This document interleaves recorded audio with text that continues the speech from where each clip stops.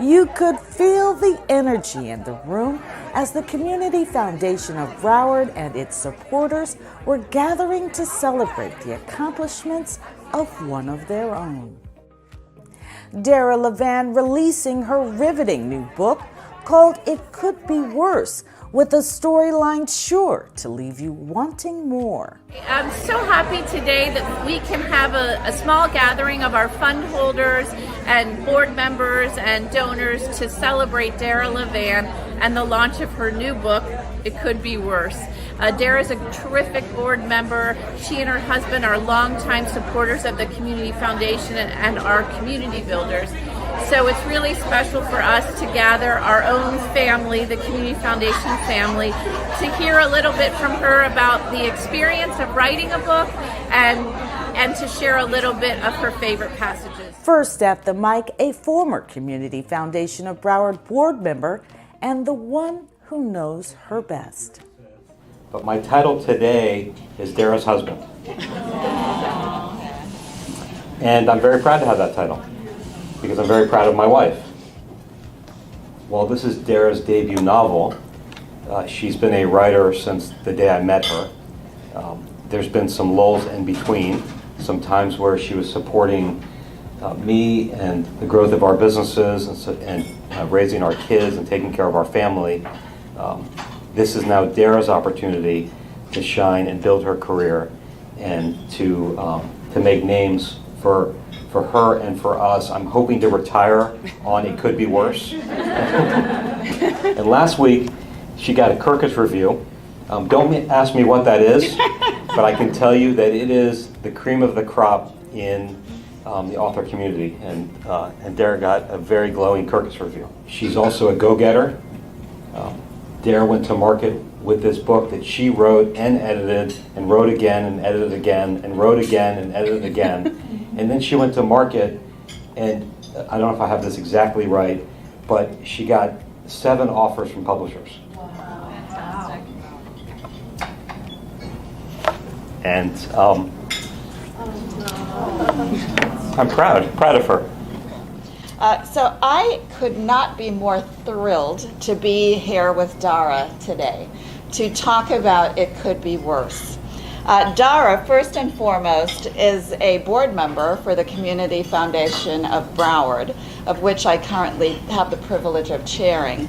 And when we learned about this fabulous opportunity to host what we believe is the first in the book tour, is really just wonderful, and we hope you will enjoy this as much as we expect you will.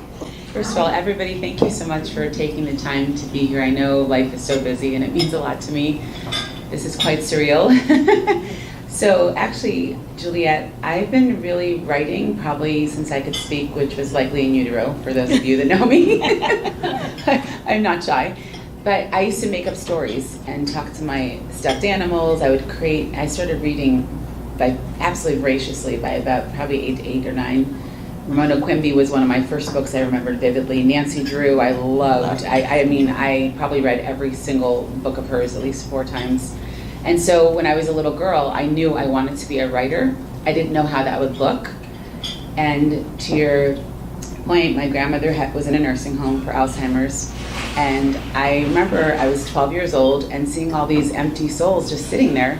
So I went to the activities director. He was the sweetest man. I'll never forget him. I said, can I write their stories? He had this little newsletter, and so I got published in this little newsletter and just listened to them speak, because they're walking history books. I am the eternal optimist, so the title actually personally resonates with me. It could be worse. But here are what her peer authors are saying. Visceral and moving, It Could Be Worse is a tale of acceptance and awakening, but not necessarily forgiveness. That reminds us we can choose how our stories end. Andrew Watkins, New York Times bestselling author. The gorgeous prose and raw, unflinching narrative both heal and inspire. A stunning debut. Samantha Bailey, USA Today, and #1 international best-selling author. So now that I've primed you, I know you're really excited to hear about it. And a lot of my author friends have shared this. It does not matter what you write. There will be somebody that says, I I know this is about you, right? You could even be writing sci-fi or thriller. I mean, there's always one. So if you're out here, it is not about me.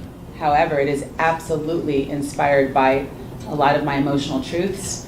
But I see this as almost like a collage, a collective experience of a universal theme, which is unconditional love and wanting that and perhaps not getting it. And what also very much inspired it is my podcast. I have interviewed the most extraordinary guests, and the stories I've heard about trauma, about loss, and it's not all depressing. There's a lot of uplifting stories too. And in recent years, I've spoken to so many authors because that's my community, but we rarely talk about their book. I always say to them, I'm not a book promo, I have fellow podcasters who I love who do. We talk about the essence of the person. We talk about the extraordinary and the ordinary, because I really believe every soul has a story.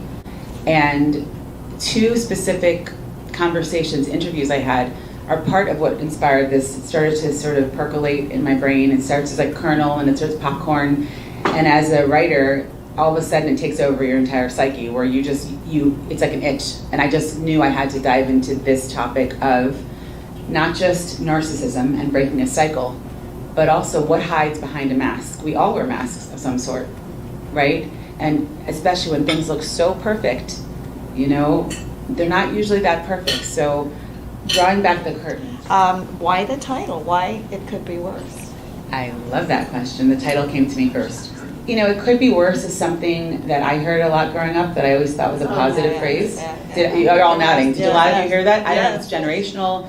I don't know if it's just, a perspective. And I always thought that was great, because really it could be, really, your best friend could have stage 1 cancer, but then your other best friend could be stage 4. Of course it could be worse. But as I dove deep into narcissism, and in lots of components of that are gaslighting, invalidating, triangulating, all these different facets of this, it's actually a disorder. And I realized It Could Be Worse is incredibly invalidating as well. Has it drastically changed your relationship, you as a mom or you as a wife or a daughter? Something, and you talked a lot about boundaries. Can you give an example of something you learned about narcissism and where you realized something you had to change in yourself or something in your family that you needed to address? Yeah, I never knew these two bosses were narcissists, and I'm talking like pathologic. But I didn't know what I was dealing with. So to your point, I'm researching this. I said, oh my gosh. And then I thought about friends that I've let go of. And yes, definitely family members, and more in the workplace and friends. And I thought, like, the light bulb just started, the connections just started firing in my brain. Like, wow, this, and then I started having compassion, Lori, because the hallmark of narcissism, like the hallmark of autism, is often, it's severely autistic. You have trouble, children or adults have trouble relating to people as people versus objects. They see the parts, not the whole. Well, as a parallel narcissist, they literally have no attachment to themselves. Dara went on to read the first chapter in her book, many in the room reading along with her. As you can imagine, there were rave reviews. She is so inspiring, and just the fact that she took her life experiences and was able to make this book that is so inclusive, and I'm so excited to read it. I just felt that it was a real story. Even though it's fiction, I think that everybody, based on that first chapter, could relate to exactly what she was talking about. And it's intriguing. You want to go on to the next chapter. So I think it's going to be a very big success.